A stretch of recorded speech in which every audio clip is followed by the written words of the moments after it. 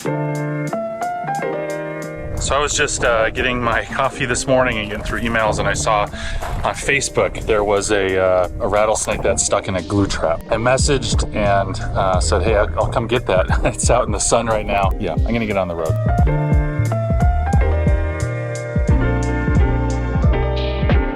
All right, just about there.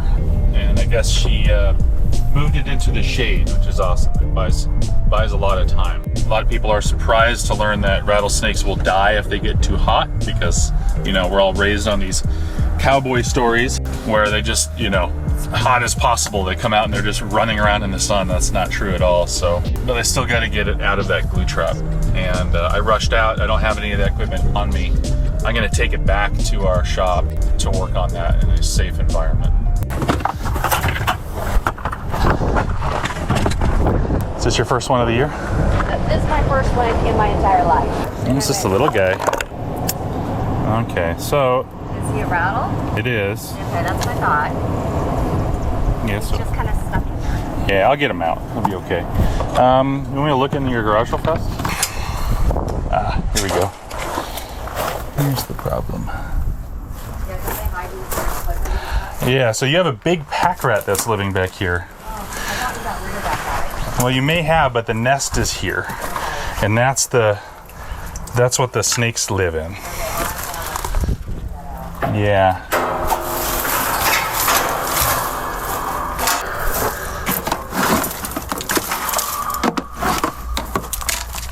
That may have been where this one was born. So. It's funny, my daughter was like, does that mean there's more? I'm like, well, they're everywhere. Look. Yes. Where we live, and she goes, okay. So that little baby has a full button, which means that it has shed its skin one time after it was born. I would say 3 weeks ago, just looking at the size of it and that rattle itself. So at this point, it does not mean that the babies were born really anywhere around there. It means that, you know, in the general area, but not so much at the house.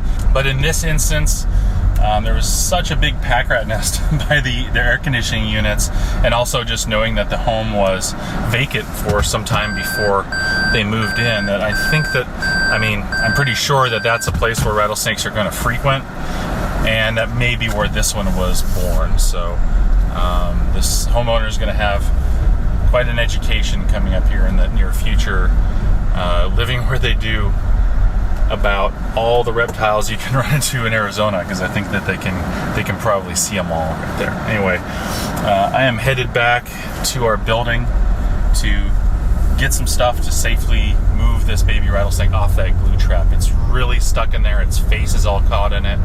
I want to really take my time and make sure that that gets free.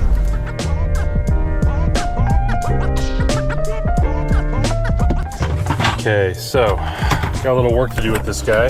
This part obviously can be kind of tricky. Not only can we be injured while we're trying to get a snake out of a glue trap like this, but the snake can further injure itself as well. So it's going to be trying to wriggle away and try to escape while we're doing it. And that skin can very easily tear, especially if it's already been trying to do that for a while. So we have to kind of look at the situation and release the snake in the right order so it doesn't basically rip its own throat out. Okay, so I got a little working area here. I have some vegetable oil that I can use, and then some tools that'll help me get that snake free of that glue trap. So yes, I am touching this because the snake is stuck in there. As you can see its head. Now hopefully there's not too much damage, this poor little thing. Okay, first thing I'm gonna do very carefully, I'm going to open this box up.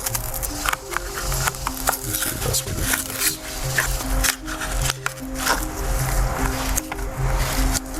The head is not going anywhere. There we go. I'm going to pour some glue pretty liberally here.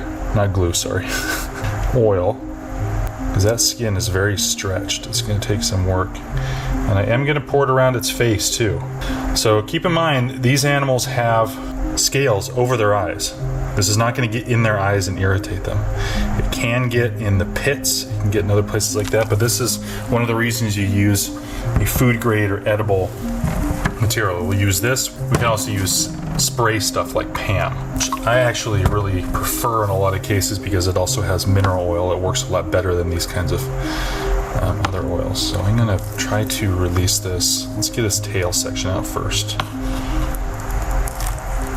What this oil does is it basically makes the glue so it starts to deteriorate and it's no longer sticky. But you can see it's already trying to kind of wriggle free. And that can be problematic because if it sells a lot of energy, it can hurt itself during this process. So I'm just going to grab this right here, and it's stuck to itself. I don't want this skin to rip, so I'm very careful. It looks like we're really pulling. I'm not doing that. What I'm actually doing is I'm just putting a little bit of pressure on there and then just holding it, and that glue starts to just fall apart. Just like that. Okay. Now this part's kind of hard because the head actually I want off before the neck. Because if it has just its head on here and that's the last part that's stuck, it'll just pull and it can injure itself. So again, not pushing, not very hard at all, just putting a little bit of pressure here and holding it. That's all I'm doing. And giving that oil a chance to work. So there's no force here, I'm just putting a little bit of pressure and holding. And you can see how it just kind of comes off. Oh, I know. This is not fun. This is not how you planned on. You're gonna get the one up biting itself. We'll hold your tail over here. This is not how you are planning on. Okay, I need that. Thank you. This thing has every right to feel this way. It means I have to be very careful with what I'm doing. Also, these glue traps, and that's why you saw me spread oil all over it initially, is that you don't want your finger to get stuck on this. As the snake starts to become free, the last thing you want to do is be stuck with it, and that can happen. So there's a lot of factors here, a lot of things going on.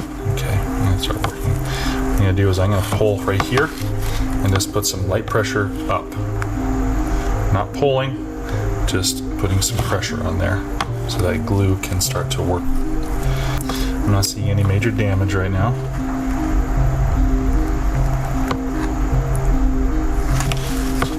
Okay. Don't bite yourself, buddy. I know. Okay, just some pressure. I know. Not how you wanted to spend your Wednesday. What was it? Our first little outing into life. Stopped abruptly. There we go. It's starting to work. I know this looks like I'm just tugging on it again, and that's why I just keep saying this, is that we get a lot of negative comments about that. If you saw what was actually happening here, you'd understand. It's you need to apply some force in order for the glue to start to work. So I'm just very gently grabbing and holding and just letting the time itself. So we're not increasing the pressure, we're just getting a light pressure on there and just holding it for a period of time. And that lets that glue or that oil work. I'm gonna put a little bit more right here. It's missing some scales there. That's not great, but not bad. This animal is going to be okay. And I have to be careful at the end because if this just snaps back, I'm going to have a snake on my hand. And I don't want that.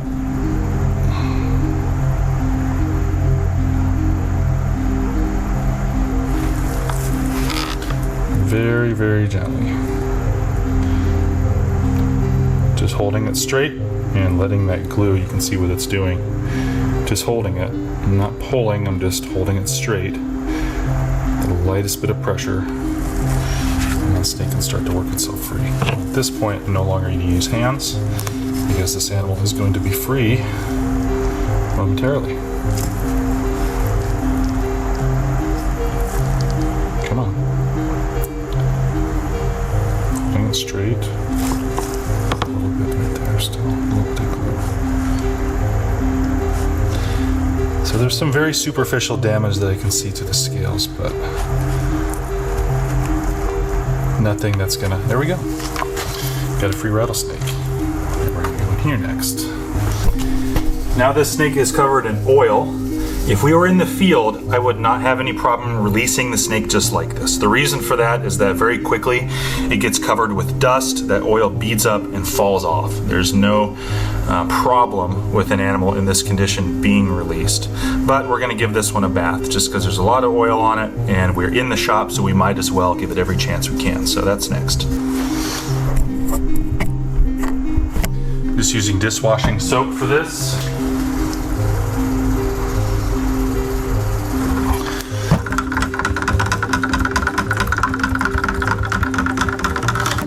I am pre-mixing that elsewhere, so I'm just gonna put this in here.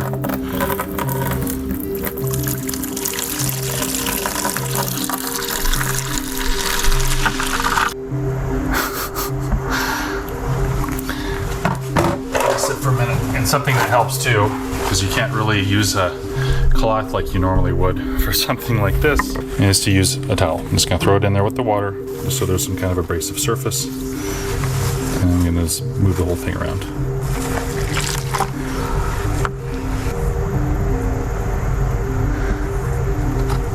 Okay, into the next thing. All right, now into a bucket of just clean, normal water. It's left over.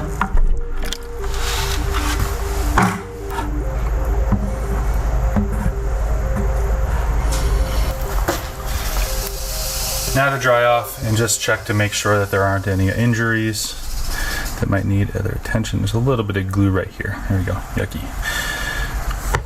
All right, you're good to go. This little one is going to be released. So here's the thing about these glue traps. It is very easy to want to come down on a homeowner for something like this, but don't. It doesn't help. In most cases, almost all instances where we deal with this, and we deal with it a lot, the homeowner had no idea. It was a pest control company that sold them on the idea of these glue traps to remove things like spiders and scorpions. And yeah, there are people that will try to remove and kill mice and snakes. It's crazy. I can't imagine having that kind of mentality in the world to where you'd want to have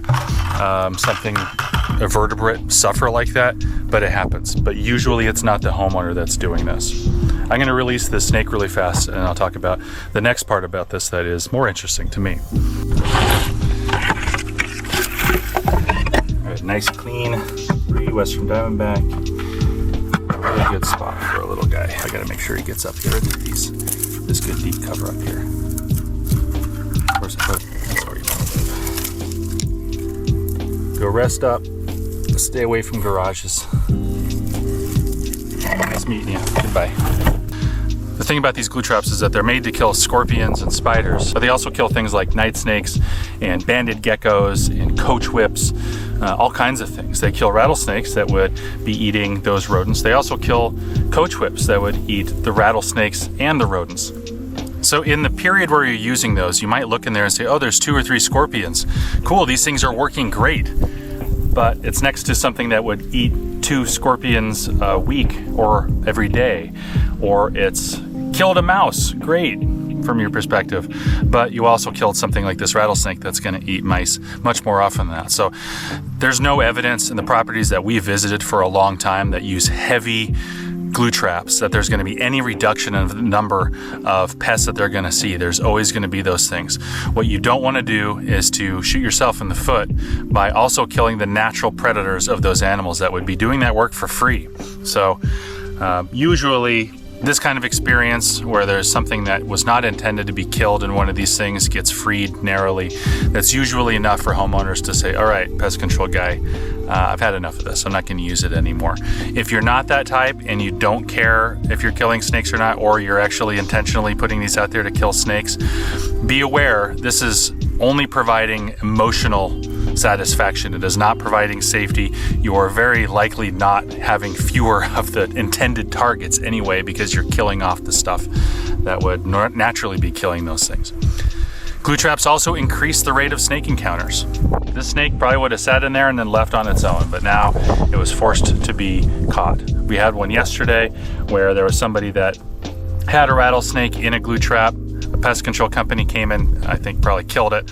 And then the next day they had a night snake in there. They probably wouldn't have seen either of those snakes if they weren't forced to by the glue trap. So I could talk on this forever, but if you're using glue traps to get rid of pests outside, you're not really helping yourself. You're just wasting money and saying, oh, look, I've killed some scorpions, when really, you know, you're not removing scorpions from the environment. You're maybe even helping them.